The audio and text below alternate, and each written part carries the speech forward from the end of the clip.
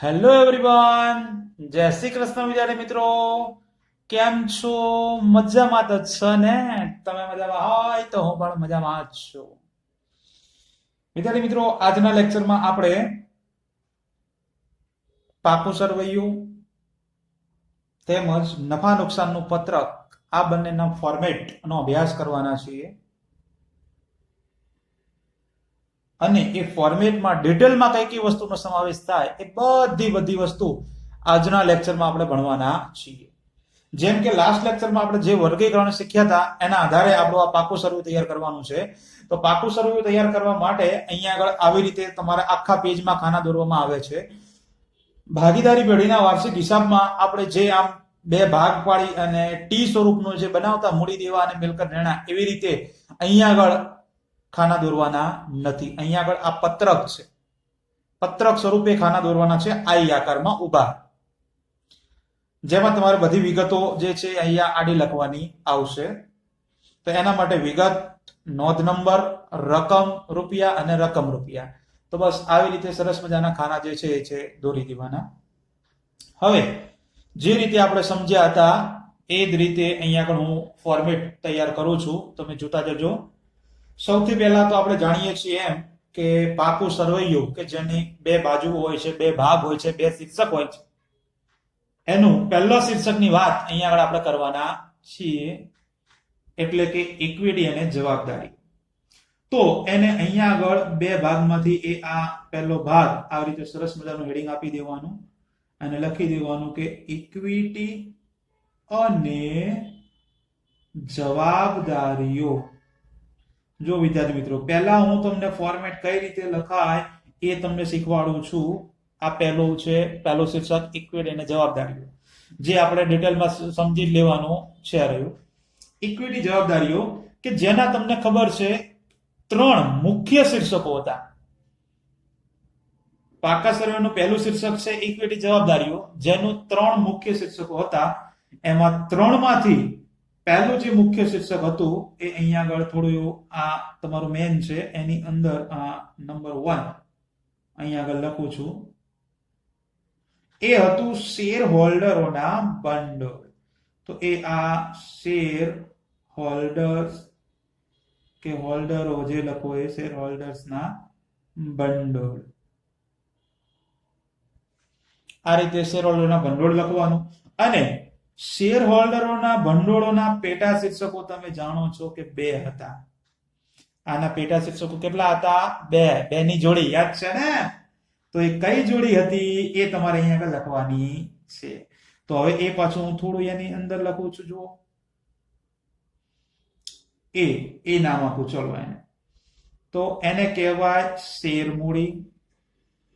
અને બી નામ આપો એટલે કે બીજું જે હતું એ હતું અનામત અને વધારો. જો પહેલા મુખ્ય આવી ગયું તમારું આ, અને સરસ મજાની અંડરલાઈન કરી દેવાની, ડબલ અંડરલાઈન કરો તો વધારે સારું. પછી આ તમારું પાકા સર્વેનું શીર્ષક છે ઇક્વિટી જવાબદારીઓ. એનું મુખ્ય પહેલું શીર્ષક શેર હોલ્ડરના ભંડોળ. એના બે પેટા શીર્ષકો છે આ શેર મૂડી, અનામત અને વધારો. એના જે રૂપિયા આવે એ અહીંયા આગળ લખવામાં આવશે અને એ બંનેનું ટોટલ કરી અને પછી અહીંયા આગળ આ ફાઇનલ રકમની અંદર 12 લખવામાં આવે છે. પહેલું મુખ્ય શીર્ષક પૂરું. ત્યાર પછી એ આ નંબર 2 એટલે કે બીજું મુખ્ય શીર્ષક શેર હોલ્ડરોના ભંડોળ. પછી બીજું મુખ્ય શીર્ષક હતું બિન ચાલુ જવાબદારીઓ. તો આ તમારું બીજું શીર્ષક મુખ્ય બિન ચાલુ જવાબદારીઓ. અને વિદ્યાર્થી મિત્રો, આ બિન ચાલુ જવાબદારીઓ એટલે કે લાંબો સમય અને લાંબા ગાળાની ત્રણ મુખ્ય વસ્તુઓ, ત્રણ પેટા વસ્તુઓ હતી, ત્રણ પેટા શીર્ષક હતા. તો એ ત્રણે ત્રણ હવે અહીંયા આગળ લખું છું, જેના નામ એ, બી અને સી જ આપણે આપવાના. તો એ તરીકે લાંબા ગાળાના ઉછીના નાણાં, બીજું હતું કે લાંબા ગાળાની જવાબદારી, અને ત્રીજું હતું લાંબા ગાળાની જોગવાઈઓ. એટલે કે 3 ની જોડી થઈ ગઈ. પછી લાંબા ગાળાના ઉછીના નાણાં અહીંયા આગળ લખવામાં આવે, જવાબદારીઓ અહીંયા અને જોગવાઈઓ અહીંયા. ત્રણેયનો સરવાળો કરી પછી એ રકમ અહીંયા આગળ બહાર કાઢવામાં આવે છે. અને ત્રીજું શીર્ષક હતું મુખ્ય. પહેલું શેર હોલ્ડરોના ભંડોળ, બીજું બિનચાલુ જવાબદારી અને ત્રીજું જે હતું એ હતું ચાલુ જવાબદારીઓ. અને ચાલુ એટલે ટૂંકો સમય, અને ટૂંકા સમયની અંદર 4 વસ્તુનો સમાવેશ કરવામાં આવતો હતો. એ 4 વસ્તુ કઈ હતી એ હવે આપણે અહીંયા આગળ લખવાની છે. તો 4 ટૂંકા ગાળાની એટલે કે A B C D. ચાલો, તો પહેલા ટૂંકા ગાળાના ઉછીના નાણાં, પછી ટૂંકા ગાળાના વેપારી દેવા, પછી ટૂંકા ગાળાની જવાબદારીઓ, પછી ટૂંકા ગાળાની જોગવાઈઓ. લ્યો, આ 4 આવી રીતે આપણે લખતા હતા.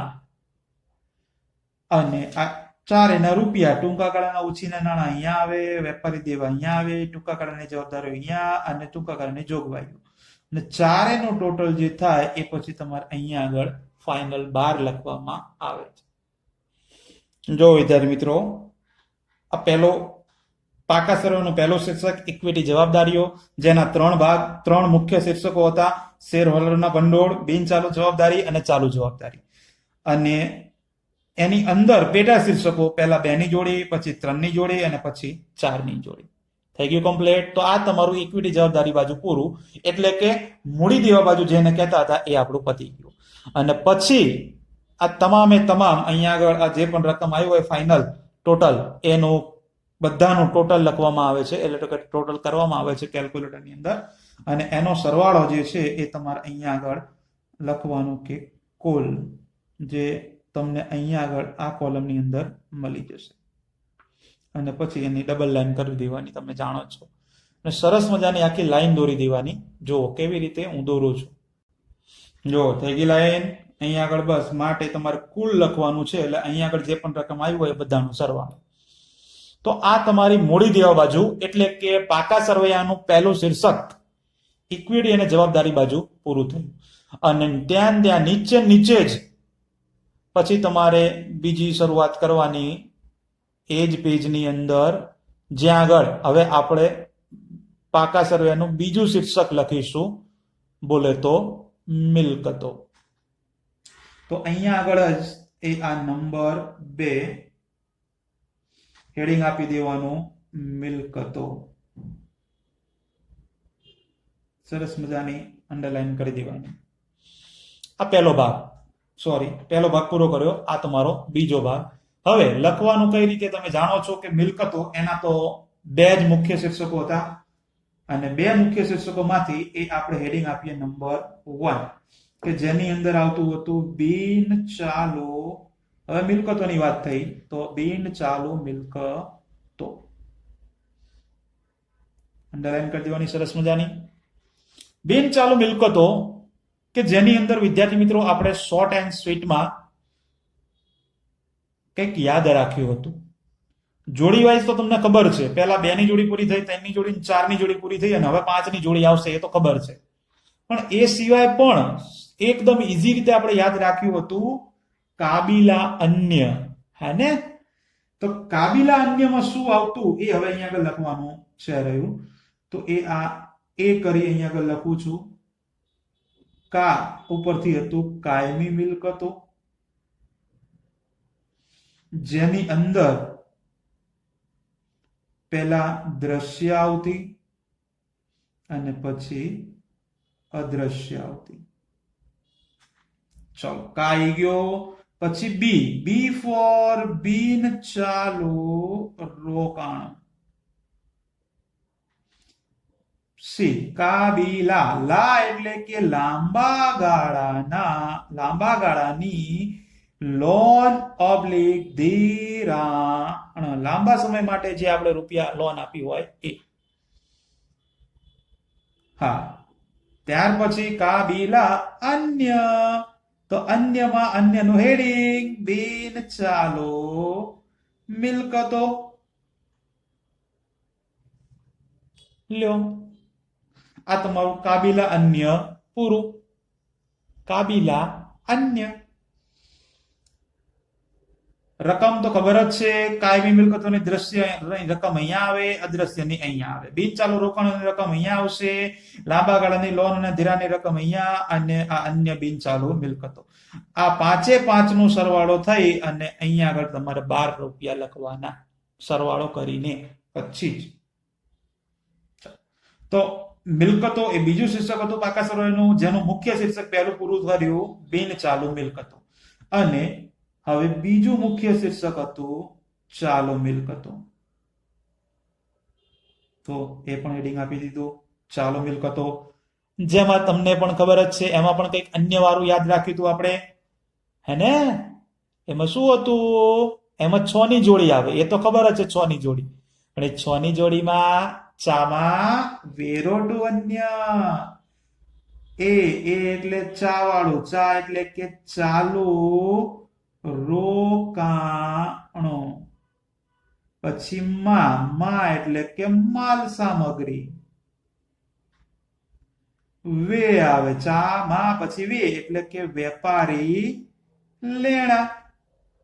ડી ની અંદર વે પછી રો, રો એટલે રોકડ અને રોકડ સમકક્ષ. એ બી સી ડી ઈ. ચલો, વે રો, રો પછી ટુ, તો ટૂંકા ગાળાની લોન અને ધિરાણ. અને છેલ્લે એબીસીડી એફ, એમાં અન્ય, અન્યમાં અન્યનું હેડિંગ એટલે કે અન્ય ચાલુ મિલકતો. લ્યો, તો આ તમારું ચામાં વેરોટું અન્ય, ઉપર હતું કાબીલા અન્ય, એના આધારે રકમ, આ ચાલુ રોકાણો, માલ સામગ્રી, વેપારી લેણા, રોકડ અને રોકડ સમકક્ષ, ટૂંકા ગાળાની લોન અને ધિરાણ, અને અન્ય ચાલુ મિલકતો. આ 6 એ 6 નો સરવાળો કરી તમારે જે ટોટલ આવે એને લખવાનું 12. અને ત્યાર પછી તમારે ફાઇનલ જે રીતે તમે ઇક્વિટી અને જવાબદારીનું ટોટલ કર્યું હતું ને, એવી જ રીતે અહીંયા આગળ પણ હેડિંગ આપી દેવાનું કે કુલ, અથવા તો કુલ સરવાળો જે તમે લખતા હોય, અને અહીંયા આગળ કરી દેવાની ડબલ લાઈન. અહીંયા આગળ તમારે કુલ સરવાળો લખી દેવાનો, અને લાઈન દોરવાનું ભૂલવાનું નહીં. જો આવી રીતે સરસ મજાની લાઈન દોરી દેવાની છેલ્લે કુલ આવે ત્યાં. અને હવે જો વિદ્યાર્થી મિત્રો, આ આખા પેજની અંદર આવી રીતે તમારે કોઈ પણ દાખલો ગણશો કે જેમાં વાર્ષિક હિસાબો તૈયાર કરવાના હોય, તો આપણે આ આખું પાકું સરવૈયું આવી રીતે જ બેઠે બેઠું ઉતારી દેવાનું છે. થઈ ગયું?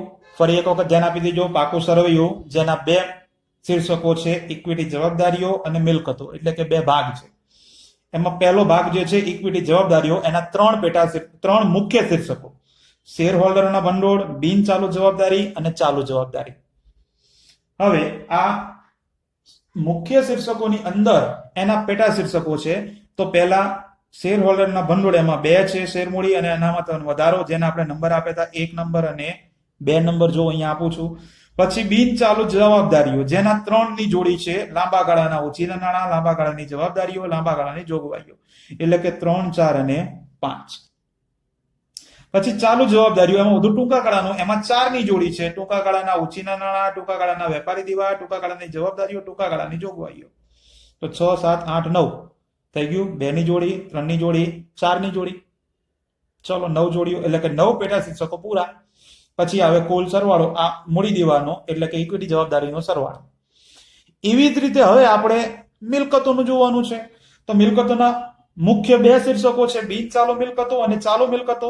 બિનચાલુ મિલકતોમાં કાબિલા અન્ય, તો કાબિલા અન્ય ઉપરથી કાયમી મિલકતો, દ્રશ્ય જેને આપણે 10 નંબર આપ્યું હતું, અદ્રશ્ય જેને 11 નંબર આપ્યો હતો, પછી બિનચાલુ રોકાણો જેને 12 નંબર, ચાલુ લાંબા ગાળાની લોન અને ધિરાણ એને 13 નંબર, અને અન્ય બિનચાલુ મિલકતો એને આ 14 નંબર. એ રીતે ચાલુ મિલકતો એમાં ચામાં વેરોટું અન્ય, એ પણ ક્રમમાં યાદ રહી જ જાય. ચા એટલે કે ચાલુ રોકાણો 15 નંબર, એટલે માલ સામગ્રી આ 16 નંબર, વેપારી લેણા એ અમારો 17 નંબર, રોકડ અને રોકડ સમકક્ષ એ 18, ટૂંકા ગાળાની લોન અને ધિરાણ એ 19, અને અન્ય ચાલુ મિલકતો એ છે તમારો 20 નંબર. તો થઈ ગયા 1 થી 20. 2 ની જોડી, 3 ની જોડી, 4 ની જોડી, 5 ની જોડી અને 6 ની જોડી. અને આ એટલે કે મિલકતો બાજુ કાબિલા અન્ય અને ચામાં વેરોટું અન્ય. અને અહીંયા તો તમે નામ ઉપરથી યાદ રાખી શકો છો બધી વસ્તુ. તો આ તમારું પાકા સરવૈયાનું ફોર્મેટ છે કે તમે કોઈ પણ દાખલો ગણશો એમાં બેઠું આ ઉતારી જ દેવાનું રહેશે. અને હવે આપણે બીજું ફોર્મેટ જોવા જઈએ, નફા નુકસાનના પત્રકનું. તો એના માટે વિદ્યાર્થી મિત્રો તમે લાસ્ટ વિડીયોની અંદર આપણે જોયું હતું નફા નુકસાનનું પત્રક કે જેમાં તમારે નફો શોધવાનો હોય. હવે નફો શોધવા માટે શોર્ટ એન્ડ સ્વીટમાં તમને મેં સમજાવ્યું હતું કે પહેલા બધી આવકો ભેગી કરો એટલે તમને કુલ આવકો મળી જાય, બધી આવકોનો સરવાળો. પછી તમે બધા ખર્ચા ભેગા કરો એટલે કુલ ખર્ચા મળી જાય. ભાઈ કહ્યું હતું આવકોમાંથી ખર્ચા જે છે એ તમે માઇનસ કરો એટલે તમને અહીંયા આગળ જે એક નફો મળી જાય. પરંતુ આ તમારો કાચો નફો કહેવાય, અથવા તો કંપનીના વાર્ષિક હિસાબો મુજબ કહીએ તો આવક વેરા પહેલાનો નફો કહેવાય.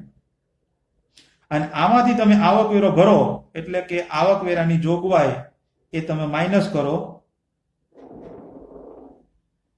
અને ત્યાર પછી પણ તમને જે નફો મળે એ તમારો ચોખ્ખો નફો અથવા તો આવક વેરા ભર્યા પછીનો નફો. આટલું છે શોર્ટ એન્ડ સ્વીટમાં. હવે આપણે આ સમજવાનું છે કે આવકો જે છે તો એ આવકો કઈ કઈ હોય. ધંધાની મુખ્ય કામગીરી જે છે વસ્તુનું વેચાણ કરવાનું કંપનીની, તો એ કુલ આવકો કઈ રીતે લાવવાની, કુલ ખર્ચા કઈ રીતે લાવવાના, બસ આ બે વસ્તુ સમજવાની છે. બાકી આ તો બધું ખબર જ છે. આવક વેરા પહેલાનો નફો મળે, એમાંથી આવક વેરા જોગવાઈ માઇનસ કરી દો અને આવક વેરા પછીનો નફો મળી જાય. તો આ કુલ આવકો અને કુલ ખર્ચા એના માટે પણ આપણે નફા નુકસાનના પત્રકનું ફોર્મેટ જોઈ લઈએ. તો વિદ્યાર્થી મિત્રો એ ફોર્મેટ માટે પણ તમારે પાકા સરવૈયા જે રીતે જ ખાના દોરી દેવાના છે કે ખાલી જગ્યાના રોજ પૂરા થતા વર્ષનું નફા નુકસાન પત્રક, એમાં વિગત, નોંધ નંબર, રકમ અને રકમ રૂપિયા, આ જ રીતે ખાના દોરવાના છે. સૌથી પહેલા તો આપણે આવકો ભેગી કરવાની છે, તમે જાણો છો. તો આવકો કઈ રીતે લાવવાની એ હવે ખાસ ધ્યાનમાં રાખજો. તો અહીંયા આપું છું નંબર 1. પહેલા તો મુખ્ય આવક એટલે કે ધંધો જે કામ કરે છે એ કંપની જે કામ કરે છે એ કામગીરીમાંથી મળતી ઉપજ એટલે કે કામગીરીની ઉપજ કહો કે આવકો જે હોય. અને નંબર 2 માં અન્ય ઉપજ. શું? પહેલા તો કામગીરીની મુખ્ય ઉપજ, કંપનીનું જે કામ છે એમાંથી જે ઉપજ થતી હોય, આવક થતી હોય એ સિવાય અન્ય ઉપજ. આ બંનેનો તમે સરવાળો કરો તો તમને ધંધાની કુલ ઉપજ જેને કુલ આવકો કહીએ છીએ એ તમને મળે. કઈ રીતે મળે? તો કે 1 નંબર કામગીરીની ઉપજ અને 2 નંબર આ અન્ય ઉપજ. આ બંનેનો સરવાળો કરો એટલે 1 + 2 નો સરવાળો એટલે તમને કુલ ઉપજ અહીંયા આગળ મળી જાય. હવે અન્ય કામગીરીની ઉપજ અહીંયા આગળ લખવામાં આવે, અન્ય ઉપજ અહીંયા આવે. આ બંનેનો સરવાળો કરી અને અહીંયા સિમ્પલ છે. એટલે તમને અહીંયા આગળ આ બંનેનો સરવાળો તમને અહીંયા આગળ મળી જશે. એનું એ જ વાત અહીંયા આગળ છે. એ જ સરવાળો તમારે અહીંયા આગળ લખી શકો છો અને એ જ સરવાળો અહીંયા આગળ લખવાનો. કુલ ઉપજની સામે લખો તો વધારે સારું. અને પછી સરસ મજાની લાઈન દોરી દેવાની. જો મેં કરી દીધી લાઈન. નંબર 3 માં કુલ ઉપજ અથવા તો આવકો કઈ રીતે લાવવાની 1+2 આ બંનેનો સરવાળો હકીકતમાં તમે અહીંયા લખવાની જગ્યાએ અહીંયા લખો તો વધારે સારું, કારણ કે આપણે હેડિંગ આપેલું છે કુલ ઉપજ. ઓકે, તો સરવાળો જે છે અહીંયા લઈને લખવાનો. એ સરવાળો તમારે જે પણ થતો હોય એ બંનેનો સરવાળો તમારે અહીંયા ડાયરેક્ટ મૂકી દેવાનો. પણ પહેલી વખત તો જે ડિટેલમાં રકમ આવે એ પહેલા ખાનામાં જ મૂકવાની આવે. ચલો, આ કુલ ઉપજ મળી ગઈ, કુલ આવકો મળી ગઈ. હવે જે રીતે તમને કુલ આવકો મળી એ જ રીતે હવે આપણે ખર્ચા. તો એના માટે ખર્ચા તો ઘણા બધા હોય. તો 4 નંબરમાં પહેલા તો હું હેડિંગ આપી દઉં છું કે ખર્ચાઓ. જો હેડિંગ આપી દીધું ખર્ચાઓ. હવે કયા કયા ખર્ચા લખવા એના માટે હું ડિટેલમાં તમારે અહીંયા આગળ બધી જ ડિટેલ લખી રહ્યો છું, તો ધ્યાનથી વ્યવસ્થિત તમે સમજતા જજો. ખર્ચાઓ અલગ અલગ ભાગ છે એના. એમાં નંબર 1 સૌથી પહેલા વેપાર ખાતાના જે ખર્ચા હતા, કારણ કે તમે જાણો છો કે અહીંયા નફા નુકસાનનું પત્રક, વેપાર અને નફા નુકસાન ખાતું બંનેનું મિક્સ છે અહીંયા. તો વેપાર ખાતાના મુખ્ય 3 ખર્ચાઓ પહેલા તો લખવામાં આવે છે, એટલે કે સૌથી પહેલા ચોખ્ખી ખરીદી, ત્યાર પછી નંબર 2 સ્ટોકમાં ફેરફાર,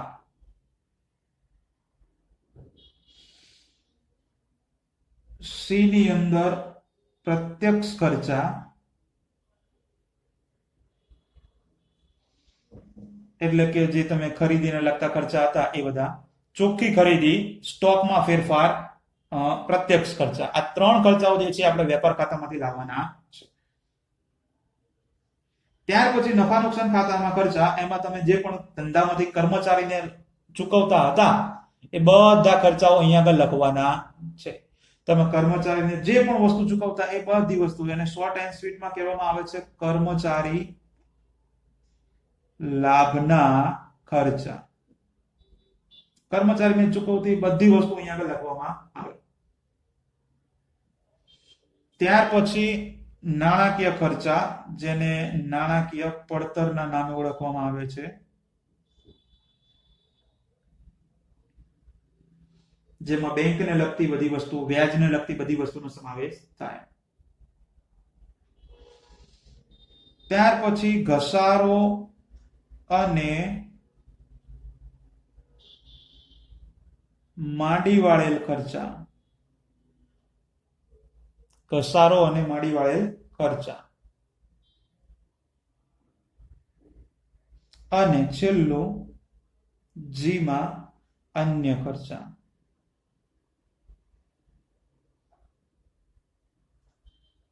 જો આ બધા ખર્ચાઓ અહીંયા આગળ આવી ગયા છે. ખર્ચાઓ ચોખ્ખી ખરીદી હોય, સ્ટોકમાં ફેરફાર, પ્રત્યક્ષ ખર્ચા, આ 3 વેપાર ખાતામાંથી, અને આ 4 લાભના કર્મચારી લાભના ખર્ચા, નાણાકીય પડતર નાણાકીય ખર્ચા, ઘસારો અને માંડી વાળેલ ખર્ચા અને અન્ય ખર્ચાઓ. આ બધા આવે નફા નુકસાન ખાતામાંથી.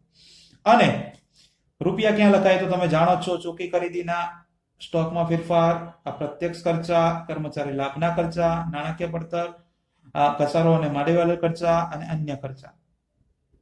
અને આ બધાનો આપણે સરવાળો કરીએ, બધા ખર્ચાનો સરવાળો, એટલે તમને મળી જશે ધંધાના કુલ ખર્ચા. અહીંયા આગળ કુલ ખર્ચા મળશે. જે રીતે કુલ આવક મળી ત્યારે લાઈન દોરી હતી, એ રીતે કુલ ખર્ચા મળે એ રીતે પણ આપણે સરસ મજાની લાઈન દોરી દેવાની. હા, તો વિદ્યાર્થી મિત્રો, તમને ઉપર આપણે કુલ આવકો શોધી દીધી, અહીંયા આગળ કુલ ખર્ચા મળી ગયા. તો પછી તમે જો 1 2 3 4 નંબરનો પૂરો પોઈન્ટ પૂરો, પછી 5 નંબરનો પોઈન્ટ આવે, અને 5 નંબરમાં તમે આવકોમાંથી ખર્ચા જે પણ કાંઈ હોય, જે પણ કાંઈ થયા હોય, એટલે કે કુલ ખર્ચા જે પણ આયા એ તમે માઇનસ કરો, એટલે તમને અહીંયા આગળ નફો મળે. પણ એ નફાને આવક વેરા અથવા તો કરવેરા તમે જે કહેતા હોય એ પહેલાનો નફો મળે. કયો નફો મળશે? આવક વેરા પહેલાનો નફો અહીંયા આગળ મળશે. જીતો કઈ રીતે મળશે? તો એ તમે 3 નંબરમાં કુલ ઉપજ હતી, તો એ કુલ ઉપજ, એમાંથી 4 નંબરનો આ કુલ ખર્ચા, એટલે કે 3 નંબર માઇનસ 4 નંબર કરો એટલે તમને 5 નંબરના આવક વેરા પહેલાનો નફો મળે. અને આમાંથી 6 નંબર તમે માઇનસ કરો અથવા તો જેને આપણે બાદ કરો કહીએ છીએ ફોર્મેટ મુજબ બાદ, એ ટેક્સ ભરો એટલે કે આવક વેરાની જોગવાઈ માઇનસ કરો, આવક વેરો ભરી દેશો. અહીંયા આગળ જે પણ 30% 40% તમને જે કીધું હોય એ આવક વેરાની જોગવાઈ તમે ભરી દેશો, ટેક્સ ભરી દેશો. ત્યાર પછી તમને છેલ્લે એટલે કે 7 નંબરની અંદર આવક વેરા પછીનો નફો મળશે, જેને આપણે ચોખ્ખો નફો કહીએ છીએ. ઉપર જે મળ્યો હોય એ તમારો કાચો નફો કહેવાય આવકવેરા પહેલાનો. એમાંથી તમે ટેક્સ ભરી દો, આવકવેરો ભરો એટલે કે એની જોગવાઈ બાદ કરો, ત્યાર પછી તમને જે નફો મળે એ તમારો ચોખ્ખો નફો, જે તમને અહીંયા આગળ મળી જશે. અને છેલ્લે તમારો ચોખ્ખો નફો મળે ત્યારે પણ સરસ મજાની એક લાઈન દોરી દેવાની, આવી રીતે સરસ મજાની લાઈન. તો આ હતું તમારું નફા નુકસાનનું પત્રક, જે આપણે આખા પેજમાં જોઈ લઈએ. હવે તો જોઈ લો વિદ્યાર્થી મિત્રો, આ તમારું નફા નુકસાનનું પત્રક હતું કે નફા નુકસાનના પત્રકની અંદર તમારે પહેલા આવકો ભેગી કરો, બે આવકોનો સરવાળો કરો, કામગીરીની આવક એ નંબર 1 અને બીજું અન્ય ઉપજ કે અન્ય આવક, આ બંનેનો સરવાળો કરો એટલે તમને કુલ આવકો મળી જાય, કુલ ઉપજ 1 + 2 નો. પછી એટલે 3 નંબર તમારો મળી ગયો. પછી 4 નંબર કે જેની અંદર જુદા જુદા પ્રકારના ખર્ચાઓ આવે છે, તો એ બધા ખર્ચાઓ લખવાના છે. જનરલી તમે ખર્ચાઓ બધા ક્રમમાં લખો, આવી રીતે મેં જેમ લખ્યા છે એ જ રીતે, તો વધારે સારું. જેમાં ચોખ્ખી ખરીદી, સ્ટોકમાં ફેરફાર, પ્રત્યક્ષ ખર્ચા, આ 3 વેપાર ખાતાના છે. પછી કર્મચારી લાભના ખર્ચા, નાણાકીય પડતર કે નાણાકીય ખર્ચા જે કહો એ તમે, ઘસારો અને માળીવાળા ખર્ચા અને અન્ય ખર્ચા, આ 4 જે છે એ નફા નુકસાન ખાતાના છે. પણ આપણે કઈ ભાગ પાડવાના નથી, આપણે તો આ રીતે સળંગે સળંગ લખી દેવાના. આ બધા ખર્ચાનો સરવાળો કરો એટલે કુલ ખર્ચા મળે, જેનું ટોટલ તમારે અહીંયા આગળ કરવાનું. હવે કુલ આવકો મળી ગઈ, કુલ ખર્ચા મળી ગયા, આપણે નફો શોધવાનો છે. તો કુલ આવકો જે છે નંબર 3, એમાંથી આ નંબર 4 નો જે આવ્યો કુલ ખર્ચા એ તમે માઇનસ કરો, એટલે 3 - 4 કરો એટલે આવક વેરા પહેલાનો નફો મળે. એટલે કે ખર્ચા આવકો માઇનસ ખર્ચા, એટલે તમને અહીંયા નફો મળે. પણ એ આવક વેરા પહેલાનો નફો છે, કાચો નફો કહેવાય. તમે આવક વેરો ભરો, સરકારને ટેક્સ ચૂકવી દો એટલે તમારો રૂપિયા જાય એટલે માઇનસ કરી દઈએ આપણે, અને ત્યાર પછીનો જે નફો છે આવક વેરા પછીનો, એ તમારા ધંધાનો ચોખ્ખો નફો કહેવાય, અને એને તમારે પાકા સરવાળામાં લઈ જવાનો આવે. તો આ હતું તમારું નફા નુકસાનનું પત્રક. તો વિદ્યાર્થી મિત્રો, આ બંને હતા તમારા ફોર્મેટ. આ તમારું પાકા સરવૈયાનું ફોર્મેટ હતું કે જેની અંદર તમારે 20 પેટા પ્રશ્નો, પેટા શીર્ષક યાદ રાખવાના છે. એવી રીતે આ તમારું જે નફા નુકસાનનું પત્રક છે એમાં પણ વિદ્યાર્થી મિત્રો આ એના પેટા શીર્ષક કહેવાય, એના શીર્ષક કહેવાય. આ કામગીરીની ઉપજ છે નંબર 1, અન્ય ઉપજ છે એ નંબર 2. ત્યાર પછી આ જ રીતે આગળ પણ ચોખ્ખી ખરીદી જે છે એ નંબર 3, પછી આ 4, 5, 6, 7, 8 અને 9, એની અંદર 9 શીર્ષકો તમારે યાદ રાખવા પડે, જે મેં અહીંયા આગળ નંબર લખી દીધેલા છે. તો હા વિદ્યાર્થી મિત્રો, આપણે અહીંયા આગળ ફોર્મેટ તો જોઈ લીધું કે જો તમારે પ્રશ્ન એવો પૂછાયો હોય કે ઉપરની માહિતી પરથી કંપનીના વાર્ષિક હિસાબો તૈયાર કરો, તો તમારે આ 2 ફોર્મેટ જે રીતે મેં અહીંયા આગળ લખેલા છે ને, વિદ્યાર્થી મિત્રો શબ્દ સાંભળજો પહેલા. જે રીતે અહીંયા આગળ આ તમારી સામે છે પાકું સરવૈયું અને આ નફા નુકસાનનું પત્રક, બેઠે બેઠું ઉતારવાનું આવે ને આવે જ. જેમ બેઠે બેઠું, ખાલી શું નહીં લખવાનું. જો તો જ્યાં મેં આ ખરાની નિશાની કરી છે એ નહીં લખવાનું, અને જે નંબર આપ્યા છે 1, 2, 20 સુધી, અને અહીંયા આગળ જે આપ્યા છે બસ આટલું નહીં કરવાનું. બાકી તમને કીધું હોય કે વાર્ષિક હિસાબો કંપનીના તૈયાર કરો, તો વાર્ષિક હિસાબો માટે પાકા સરવૈયાનું પત્રક અને આ નફા નુકસાનનું પત્રક, આ બંને પત્રકો જે છે એમ બેઠે બેઠા આ જ રીતે 1 પેજની અંદર પાકું સરવૈયું અને 1 પેજની અંદર નફા નુકસાનનું પત્રક બસ તૈયાર કરી જ દેવાનું. હા, તૈયાર કરી જ દેવાનું, જેમ છે એમ ફોર્મેટ છે. પેલા વાર્ષિક હિસાબો કરતા આ વાર્ષિક હિસાબો ઘણા સહેલા પડશે, કારણ કે એમાં આવું બેઠે બેઠું લખવાનું બહુ ઓછું આવતું. અહીંયા તો તમારે બેઠે બેઠું લખી જ દેવાનું જેમ છે એમાં. પછી હવે ડિટેલમાં શું તૈયાર કરવું એની વાત તમને હવે કહી દઉં છું કે આ જેમ આ પહેલો પેટા શીર્ષક જે છે શેર મૂડી, તો હવે શેર મૂડીની અંદર શું આવે? તો કે એક ઇક્વિટી શેર આવે, પ્રેફરન્સ શેર આવે. તો એ તમારે યાદ રાખવું પડે. અનામત અને વધારો છે આ પેટા શીર્ષક છે, પણ એની અંદર કોનો કોનો સમાવેશ થાય?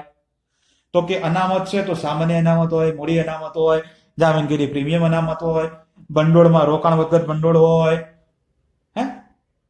મૂડી ભંડોળ હોય, કારીગર અકસ્માત વળતર. તો આ બધી વસ્તુ તૈયાર કરવી પડશે ડિટેલમાં, કોનો કોનો સમાવેશ થાય એના માટે. તો એ હવે હું તમને એ પણ અત્યારે ને અત્યારે આજના લેક્ચરમાં જ ડિટેલમાં સમજાવી દઉં છું, જે તમારે યાદ રાખવું જરૂરી છે. ઓકે, યાદ રાખવું જરૂરી છે. ફોર્મેટ આવડી જાય, આપ બેઠે બેઠો દાખલાની અંદર તો લખી જ દેવાના છે. પછી કઈ વસ્તુની કઈ વિગત ક્યાં લખવી એ તમારે અહીંયા બ્રેકેટમાં લખવાની આવશે. હા, અહીંયા આગળ જે સ્પેસ રાખી હોય ને ત્યાં આગળ બ્રેકેટમાં લખવાની આવશે. ફોર્મેટ તો બેઠે બેઠે ઉતારી જ દેવાનું છે, પણ ડિટેલની જે વિગત આવે તમારે લખવી પડશે.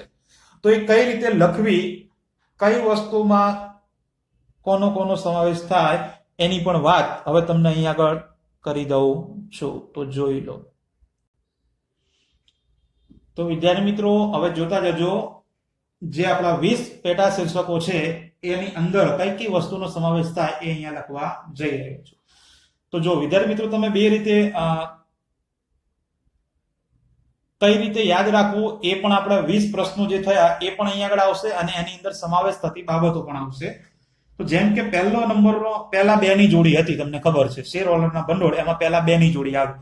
તો પહેલા બે ની જોડીની અંદર શું આવતું? નંબર 1 તો કે શેર મૂડી આવતું. પહેલો પેટા શીર્ષક હતું શેર મૂડી. તો આ શેર મૂડીની અંદર તમારે બે બાબતો યાદ રાખવાની છે કે જે શેર મૂડીમાં સમાવેશ થાય. એમાં અહીંયા ડેશ કરું છું, એ ઇક્વિટી શેર અને બીજું પ્રેફરન્સ શેર. હવે આ ઇક્વિટી પ્રેફરન્સ એ બંનેનો સમાવેશ શેર મૂડીમાં થાય. જે તમારે હવે આ ઇક્વિટી કે પ્રેફરન્સ એ વસ્તુ ક્રમમાં યાદ રાખવાની જરૂર નથી. પહેલા પ્રશ્ન તમારો શેર મૂડી, બસ આ પહેલો જ હોવો જોઈએ. ત્યાર પછી બીજું હતું અનામત અને વધારો, તો એ આ નંબર 2 અનામત અને વધારો, આ તમારું બીજું પેટા શીર્ષક હતું. તો એની અંદર કઈ કઈ વસ્તુનો સમાવેશ થાય? જેમ કે અનામત છે તો એની અંદર તમારે એક સામાન્ય અનામત યાદ રાખો, ત્યાર પછી મૂડી અનામત, ત્યાર પછી જામીનગીરી પ્રીમિયમ અનામત,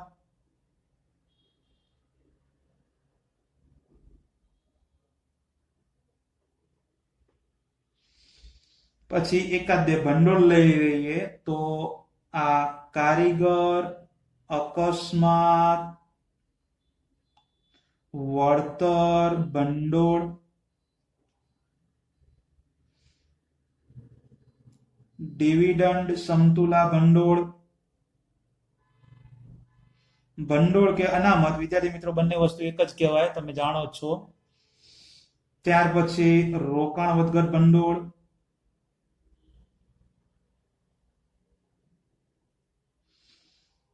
અને નફા નુકસાનનું પત્રક,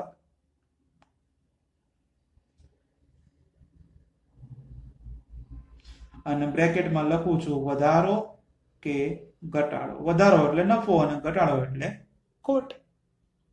તો જો વિદ્યાર્થી મિત્રો આ તમારી બે ની જોડી શેર મૂડી, એની અંદર ઇક્વિટી શેર અને પ્રેફરન્સ શેર આવે.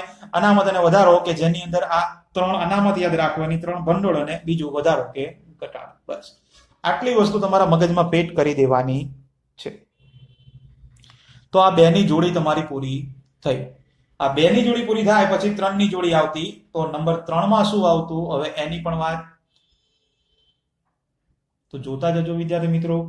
નંબર 3 એ હતું તમારા લાંબા ગાળાના ઉછીના નાણાં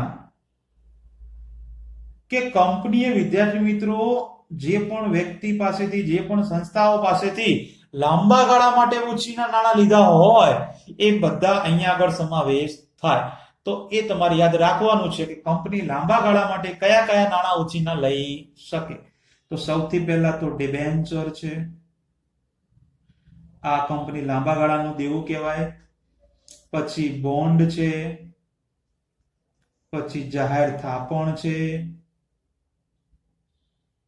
અથવા તો કંપનીએ ક્યાંક બેંકમાંથી લાંબા ગાળાની લોન લીધી હોય એટલે કે લાંબા ગાળાની લોન. બસ તો આની અંદર તમારે આ વસ્તુ યાદ રાખવાનું કે ડિબેન્ચર, બોન્ડ, જાહેર થાપણ કે લાંબા ગાળાની લોન, આ બધા જે વસ્તુ છે એ લાંબા ગાળાના ઉછીના નાણાં કહેવામાં આવે છે. તો આ બધાનો સમાવેશ લાંબા ગાળાના ઉછીના નાણાંમાં થાય. પછી 4 નંબરનો પ્રશ્ન, લાંબા ગાળાના ઉછીના નાણાં આવી ગયું, પછી લાંબા ગાળાની જવાબદારીઓ આવતી હતી. તો લાંબા ગાળાની જવાબદારીઓ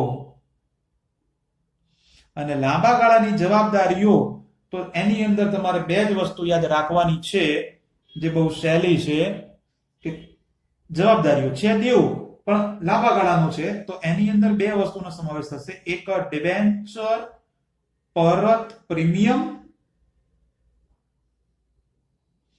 અને બીજું આવશે પ્રેફરન્સ શેર પરત પ્રીમિયમ.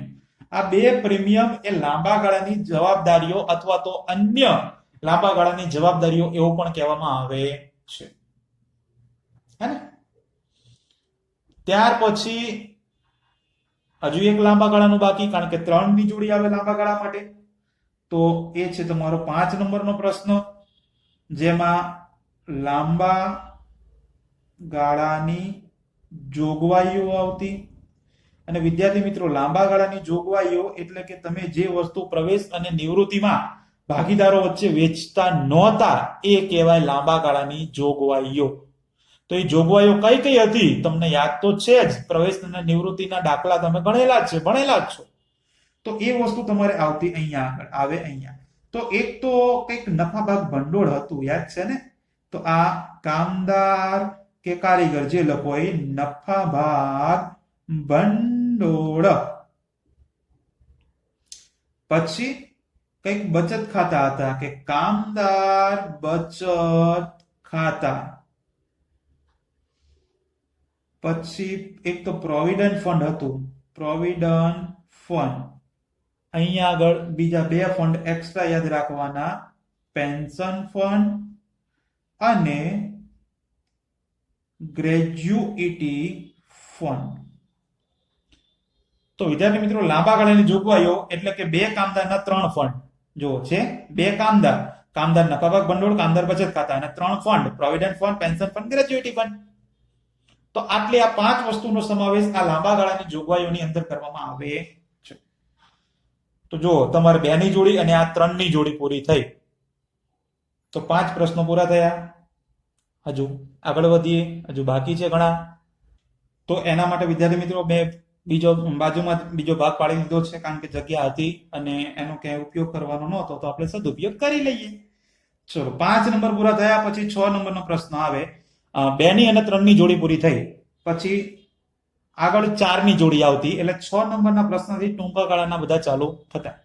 તો એમાં પહેલા શું આવે તો કે ટૂંકા ગાળાના ઉછીના નાણાં,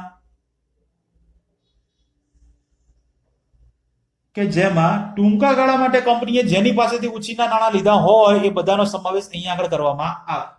તો એમાં શું શું આવે તો એની અંદર બેંક ઓવરડ્રાફ્ટ, કે કંપની જે 2 મહિના માટે તમને કંઈક સગવડ આપતી હોય છે વધારાના રૂપિયા ઉપાડવાની. પછી કેશ ક્રેડિટ હોય, કે પછી તમે ટૂંકા ગાળાની ક્યાંકથી લોન લીધી હોય. કંપનીએ ટૂંકા ગાળા માટે, વર્ષ માટે, 2 મહિના માટે, 4 મહિના માટે કોઈ લોન લીધી હોય તો એનો સમાવેશ અહીંયા આગળ કરવામાં આવે. તો ટૂંકા ગાળાના ઉછીના નાણાં, જેમાં 3 વસ્તુનો તમારે યાદ રાખવાની છે. 6 નંબર પછી 7 નંબરનો પ્રશ્ન હતો ટૂંકા ગાળાના વેપારી દેવા.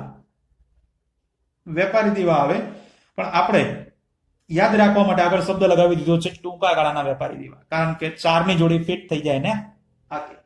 તો ટૂંકા ગાળાના વેપારી દેવા એટલે કે જે તમારું દેવું છે પણ ટૂંકા ગાળા માટેનું, એટલે કે તમે ક્યાંકથી ઓછીનો માલ ખરીદ્યો હોય, એટલે કે સામેનો લેણદારો હોય કે પછી દેવી હુંડી હોય, તો આ બંને તમારા વેપારી દેવા ગણવામાં આવે છે. બંને શું કહેવાય? વેપારી દેવા. બસ. પછી 8 નંબરનો પ્રશ્ન, જેમાં ટૂંકા ગાળાની જવાબદારીઓ આવતી. જે જવાબદારીઓ ટૂંકા ગાળા માટે લીધેલી હોય એ બધી ટૂંકા ગાળાની જવાબદારીઓ, અને એને અન્ય ચાલુ જવાબદારીઓ પણ કહેવામાં આવે છે. તમે બુકની અંદર ફોર્મેટ જોજો તો લખેલું હશે. એની અંદર તમે જે વસ્તુ આપણે 4 એન્ટ્રીઓ હતી ખબર છે ને, ચૂકવવાના બાકી ખર્ચા, અગાઉથી ચૂકવેલ ખર્ચા પણ એ લેણું કહેવાય, મળવા બાકી આવક એ પણ લેણું કહેવાય, અને છેલ્લું ચોથું હતું કે અગાઉથી મળેલ આવક. તો આ બંને વસ્તુ જે છે એ તમારી ટૂંકા ગાળાની અથવા તો અન્ય ચાલુ જવાબદારીઓ કહેવામાં આવે છે. ચૂકવવાના બાકી ખર્ચા અને અગાઉથી મળેલ આવક, જેમાં બાકી વાળું તમે પ્લસ કરતા અને અગાઉ વાળું તમે માઇનસ કરતા. તો આ તમારા 8 નંબરનો પ્રશ્ન હતો, ટૂંકા ગાળાની જવાબદારીઓ. અને છેલ્લે 9 નંબરનો પ્રશ્ન એક છે, ટૂંકા ગાળાની જોગવાઈઓ. તો ટૂંકા ગાળાની જોગવાઈઓ કે જેની અંદર પણ તમારે બે જ વસ્તુ યાદ રાખવાની છે. એક કરવેરાની જોગવાઈ, જેને તમે આવકવેરો જ કહો છો, અને બીજું એક સૂચિત ડિવિડન્ડ. સૂચિત ડિવિડન્ડ, જે ડિવિડન્ડ હજુ ચૂકવાયું નથી, ખાલી સૂચના થઈ ગઈ છે કે આ ચૂકવવાનું છે, સૂચિત છે, વચગાળાનું ડિવિડન્ડ જેને પણ કહેવામાં આવે છે. તો આ ટૂંકા ગાળાની જોગવાઈ છે, કંપની તરફથી જે ચૂકવવામાં આવે છે એ. તો વિદ્યાર્થી મિત્રો, આપણે આ 9 પ્રશ્નો જોયા. આ 9 પ્રશ્ન ઇક્વિટી અને જવાબદારી બાજુના હતા. આ 9 પ્રશ્ન તમારા કે જે ઇક્વિટી અને જવાબદારી બાજુના જે પહેલું શીર્ષક હતું એના આ 9 પેટા શીર્ષકો અહીંયા આગળ આવી ગયા. આવી જ રીતે હવે આગળ મિલકતોના પણ પેટા શીર્ષકો છે, તો એની પણ વાત કરવાની છે આપણે. તો વિદ્યાર્થી મિત્રો, હવે મિલકતોના આપણે પેટા શીર્ષકો શરૂ કરીએ, પણ તમને ખબર છે કે મિલકતોના પેટા શીર્ષક 10 નંબરથી શરૂ થતા. એમાં પહેલા 5 ની જોડી આવતી ને પછી 6 ની જોડી, એટલે ટોટલ 20 પ્રશ્નો એ રીતે પૂરા થતા હતા. પણ પહેલા 5 ની જોડીમાં તમને ખબર જ છે કે કાબિલા અન્યથી શરૂઆત કરતા હતા આપણે. તો એ જ રીતે કા ઉપરથી તમે 10 નંબરનો પ્રશ્ન યાદ રાખ્યો હતો, કાયમી મિલકતો, પરંતુ એના 2 ભાગ હતા. તમને ખબર છે કાયમી મિલકતોમાં પહેલા અહીંયા બ્રેકેટમાં લખું છું દ્રશ્ય. બોલો, તો કાયમી મિલકતોમાં દ્રશ્યમાં મિલકતો, તમને દ્રશ્ય મિલકતોના નામ તો આવડવાના જ છે ને, જેમ કે જમીન હોય, મકાન હોય, પ્લાન્ટ અને યંત્રો હોય, ફર્નિચર આવતું હોય, પછી એ રીતે વાહનો હોય, સાધનો હોય કે સાધન સરંજામ હોય. તો બધી વસ્તુ તમારી કાયમી દ્રશ્ય મિલકતો કહેવાય. પછી 11 નંબર એ પણ કાયમી મિલકતો જ, પરંતુ એ હતો તમારી અદ્રશ્ય, કારણ કે એમાં 2 ભાગ હતા ને. ઓકે, તો હવે અદ્રશ્ય મિલકતો, તો એ પણ આવડે છે આપણને કે પાઘડી છે, પેટન્ટ છે, ટ્રેડમાર્ક છે. આ રીતે હજુ એકાદ બે લખીએ તો કોપીરાઇટ છે, સોફ્ટવેર છે, ફ્રેન્ચાઇઝીસ છે, લાયસન્સ છે, વગેરે વગેરે ઘણા બધા આવે. પરંતુ જે અગત્યના છે મેં બધા અહીંયા આગળ લખી દીધા છે. તો કા પૂરું. કા પછી 12 નંબરમાં બી આવતું. બી ફોર બિન ચાલુ રોકાણો, કે જે રોકાણો બિન ચાલુ છે, 1 વર્ષથી વધારે સમયના છે, તો જ બિન ચાલુ શબ્દ લાગે ને. તો એના માટે તમારે યાદ રાખવાના છે પ્રોવિડન્ટ ફંડના રોકાણો,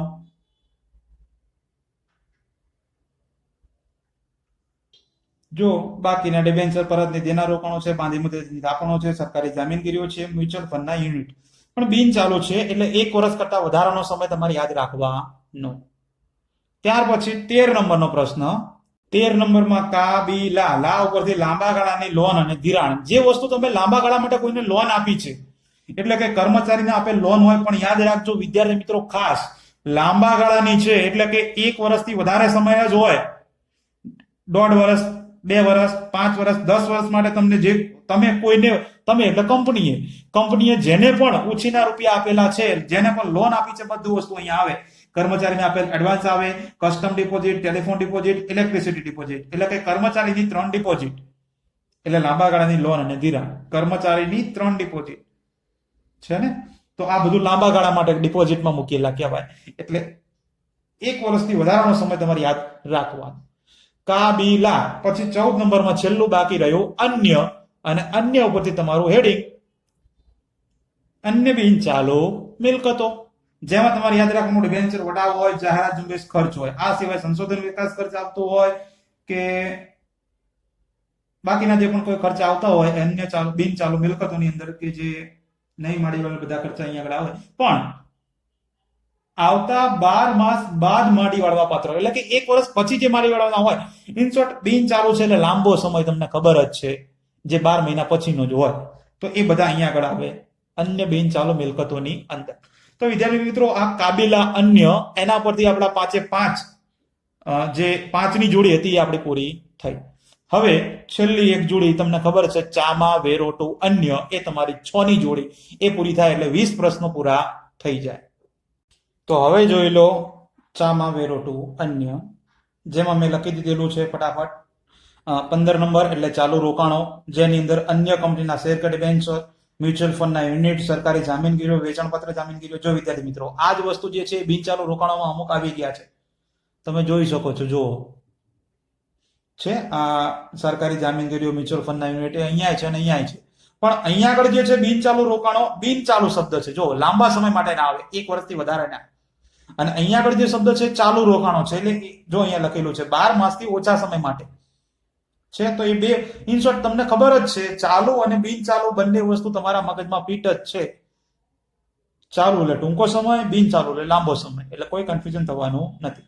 પછી માલ સામગ્રી, કે જેની અંદર ચા, પછી માં એટલે માલ સામગ્રીમાં આખર સ્ટોક આવે, કાચો સ્ટોક આવે, તૈયાર માલનો સ્ટોક આવે, કાચા માલનો સ્ટોક આવે, તૈયાર માલનો સ્ટોક આવે, છૂટા ભાગો આવે, છૂટા ઓજારો આવે, બધી વસ્તુ માલ સામગ્રી કહેવાય, જે 16 નંબરમાં આવે. ચામાં પછી વે ઉપરથી વેપારી લેણા, જેમ વેપારી દેવાની અંદર લેણદારો અને દેવી ઊંડી આવ્યા હતા, એવી રીતે વેપારી લેણામાં દેવાદારો અને લેણી ઊંડી. દેવાદારો એટલે ગ્રાહક આવે, લેણું આવે, તમે સમજો છો. ચામાં રો ઉપરથી આવે રોકડ અને રોકડ સમકક્ષ. હવે રોકડને લગતી જે પણ કઈ બાબત હોય તે બધી રોકડ શિલ્લક આવે, અને રોકડ સમકક્ષ એટલે રોકડ ને અનુરૂપ જે પણ કઈ બાબતો છે એ બધી અહીંયા આગળ આવે.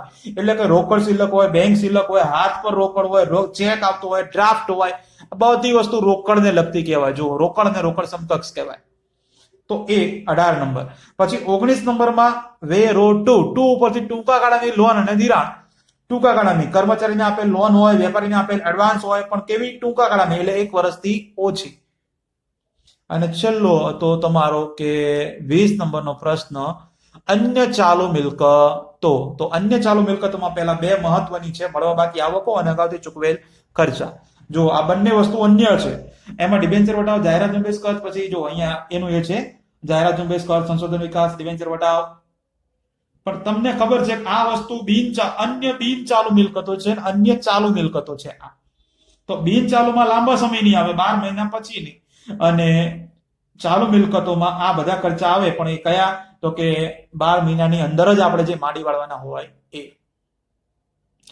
લ્યો, તો આ આપણો સરસ મજાના પાકા સરવૈયામાં જે સમાવેશ થતી હતી 20 બાબતો, 20 પેટા શીર્ષકો, એની વાત આપણે અહીંયા આગળ પૂરી કરી. તો આ 20 પેટા શીર્ષકો તમે યાદ રાખી દેશો એટલે તમને પાકું સરવૈયું જે છે એ આખે આખો મગજમાં પેટ થઈ જશે. ફોર્મેટ તો લખવાનું જ છે, પરંતુ શેમાં, કયા શીર્ષકમાં કઈ વસ્તુનો સમાવેશ થાય તો એ આપણે આના આધારે શીખ્યા. પરંતુ આ પાકા સરવૈયાની હતી વાત. હજી આપણે એક નફા નુકસાનનું પત્રકની પણ વાત એટલે કે વિગતો બાકી છે ને, તો એ તો બહુ સહેલી છે. જુઓ, ફટાફટ આવડી જશે. જુઓ, સાચું કહું છું. બસ જો વિદ્યાર્થી મિત્રો, હું તમને એ આ નફા નુકસાનના પત્રકની અલગથી ડિટેલ નથી લખાવતો.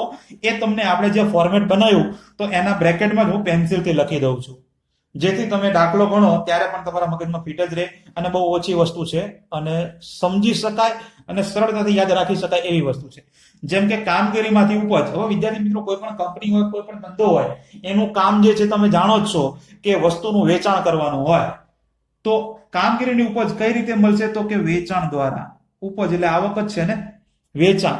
પરંતુ આપણે ચોખ્ખું વેચાણ લખવાનું આવે, એટલે કે વેચાણમાંથી જો વેચાણ પરત થયું હોય તો એ બાદ કરી પછી જે રકમ આવે એ તમારી ચોખ્ખું વેચાણ કહેવાય. એટલે કામગીરીની ઉપજ કહેવાય. મુખ્ય કામ છે વેચાણ કરવાનું વસ્તુનું. તો વેચાણમાંથી વેચાણ પરત બાદ કરો એટલે તમને કામગીરીની ઉપજ મળે. આ છે અન્ય ઉપજ. તો અન્ય ઉપજમાં તમે નફા નુકસાન ખાતાની જમા બાજુ જે લખતા, જો આ વેપાર ખાતાની જમા બાજુ જે લખતા એ આવ્યું વેચાણ માઇનસ વેચાણ પરત.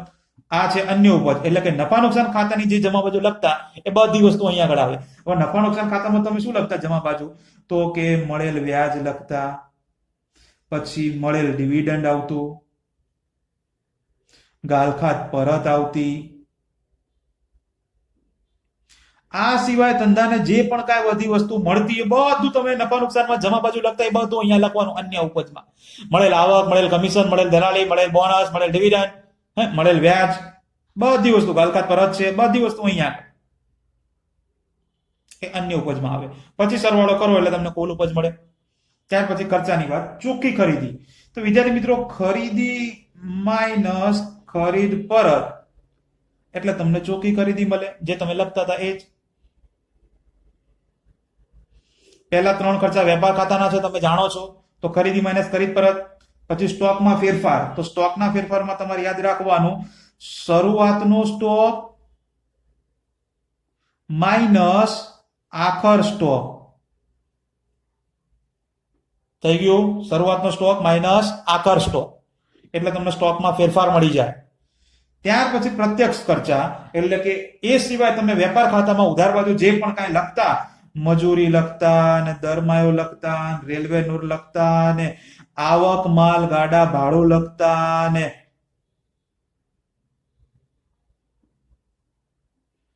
ઉત્પાદન મજૂરી લખતા અને આ બધી વસ્તુ બધી બધું અહીંયા આગળ જાય. તો એ બધા પ્રત્યક્ષ ખર્ચા ગણવામાં આવે છે. તો ત્રણ ખર્ચા તમારા વેપાર ખાતાના થઈ ગયા. ચોખ્ખી ખરીદી કઈ રીતે શોધવાની, તો કે ખરીદ માઇનસ ખરીદ પરત. સ્ટોકમાં ફેરફાર કઈ રીતે શોધવાનું, તો કે શરૂઆતનો સ્ટોક માઇનસ આખરનો સ્ટોક. પ્રત્યક્ષ ખર્ચા એટલે કે મજૂરી છે, આવક માલ ગાડા ભાડું છે, રેલવે નૂર છે. આ સિવાય ઉત્પાદક મજૂરી, રોયલ્ટી, તમે જે પણ વસ્તુ વેપાર ખાતામાં ઉધાર બાજુ લખતા એ બધા પ્રત્યક્ષ ખર્ચા.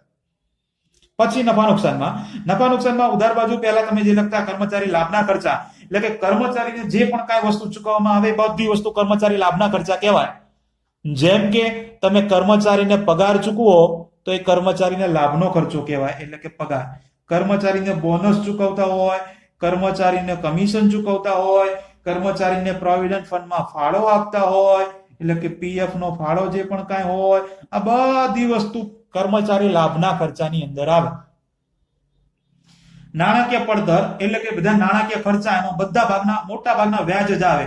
જેમ કે બેંક ઓવરડ્રાફ્ટનું વ્યાજ છે, લોન પરનું વ્યાજ છે, ડિબેન્ચરનું વ્યાજ છે. આ બધી વસ્તુ જે પણ વસ્તુ ચૂકવવાના જે પણ વ્યાજ હોય, ચૂકવવાના બધા જ પ્રકારના વ્યાજ એ બધા નાણાકીય પડતર કે નાણાકીય ખર્ચા કહેવામાં આવે છે. ઘસારો અને માડી વાળેલ ખર્ચા એ તો તમને ખબર જ છે. ઘસારો હોય એ બધી વસ્તુ માડી વાળેલ હોય એ બધી વસ્તુ અહીંયા આગળ લખવામાં આવે. અન્ય ખર્ચા, હવે અન્ય ખર્ચાની અંદર તમારે જેમ કે સ્ટેશનરીના ખર્ચા હોય, ઓફિસને લગતા ખર્ચા હોય, આ બધા ખર્ચાઓ, ગાલખાત આવતી હોય, તો બધા અન્ય ખર્ચાઓ ગણવામાં આવે. બસ બધા ખર્ચાને ભેગા કરો એટલે કુલ ખર્ચા મળી જાય. પછી આગળ તો બધું તમને ખબર છે. તો એના આ 9 પેટા શીર્ષકો હતા. એ 9 ના આપણે સોલ્યુશન જોઈ લીધું. બહુ સહેલું છે વિદ્યાર્થી મિત્રો. આ નફા નુકસાનનું પત્રક તો કામગીરીની ઉપજ, મુખ્ય કામ શું છે તો કે વસ્તુ વેચાણવાનું, તો વેચાણ માઇનસ વેચાણ પરત કરો એટલે કામગીરીની ઉપજ. અન્ય ઉપજ એટલે નફા નુકસાનની જમા બાજુ, આ વેપાર ખાતાની જમા બાજુ, આ નફા નુકસાનની જમા બાજુ, તો બંને ભેગું કરો એટલે કુલ ઉપજ. ત્યાર પછી ખર્ચા, પહેલા ખર્ચામાં વેપાર ખાતાની ઉધાર બાજુના એટલે પહેલા 3 ખર્ચાઓ, પછી નફા નુકસાનની જમા બાજુ, નફા નુકસાનની ઉધાર બાજુના તો કે એના 4 ખર્ચાઓ છે તો આ 4 એ 4. લ્યો, આટલી વસ્તુ તમારે તૈયાર કરવાની છે.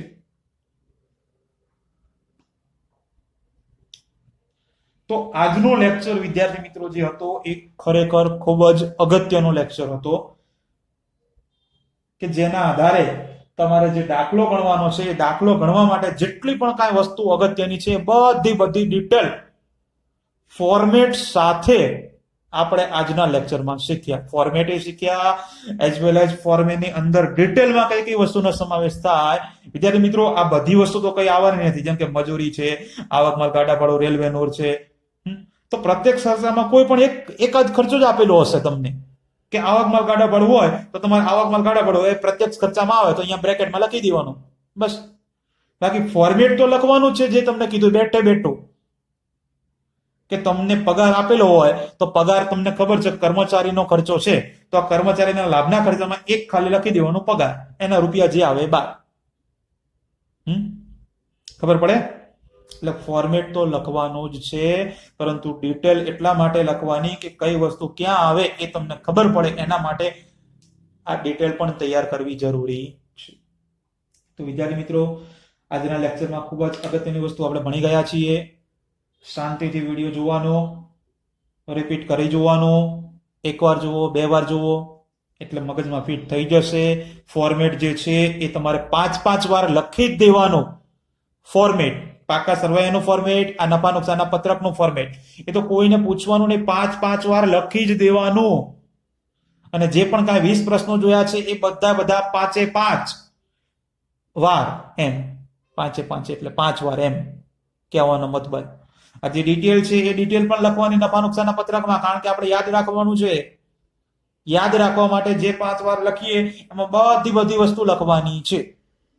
ઓકે, તો લખતા રહો, તૈયાર કરતા રહો. બાકી આપણે મળતા રહીએ નેક્સ્ટ લેક્ચરમાં દાખલાઓ સાથે સ્વાધ્યાયના. ત્યાં સુધી બધાને Tata, bye bye, C you, અને પ્લીઝ ટેક કેર.